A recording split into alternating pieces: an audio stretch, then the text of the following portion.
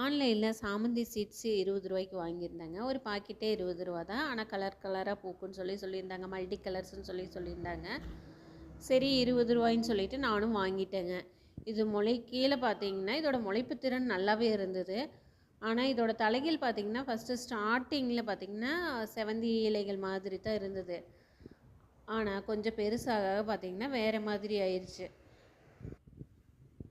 நான் சரி இந்த செடி பார்த்தீங்கன்னா ஒரு எல்லோ கலரில் பூ பூக்கும் இல்லைங்க, சந்திரகாந்தா அதுவாட்டா இருக்குதுன்னு நினச்சிட்டு விட்டுட்டேங்க. சரி ஒரு 2-3 செடி மட்டும் தனித்தனியாக எடுத்து நட்டு வச்சுருந்தேங்க. இது பார்த்தீங்கன்னா பூக்கிறப்ப பூ நல்லா அழகாக இருக்குங்க. ஒரு சின்ன பட்டன் ரோஸ் மாதிரி இருக்குது. நிறைய பெட்டல்ஸ் இருக்குதுங்க, பார்த்தீங்கன்னாவே தெரியும். இந்த பூ பார்த்தீங்கன்னா பூத்து கிட்டத்தட்ட 1 வீக்குக்கு மேலேயே ஆயிடுச்சு. ஆனால் அப்படியே இருக்குங்க. இது என்ன செடின்னு தெரிஞ்சால் சொல்லுங்கள்.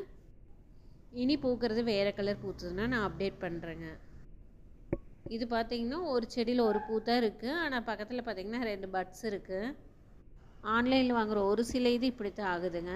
நம்ம ஒன்று நினச்சி வாங்கினோம்னா அதுவும் ஒன்று பூக்கு. நான் ஒரு டைம் பார்த்திங்கன்னா பிங்க் கலர் சாமந்தி செடி ஆர்டர் போட்டிருந்தேங்க.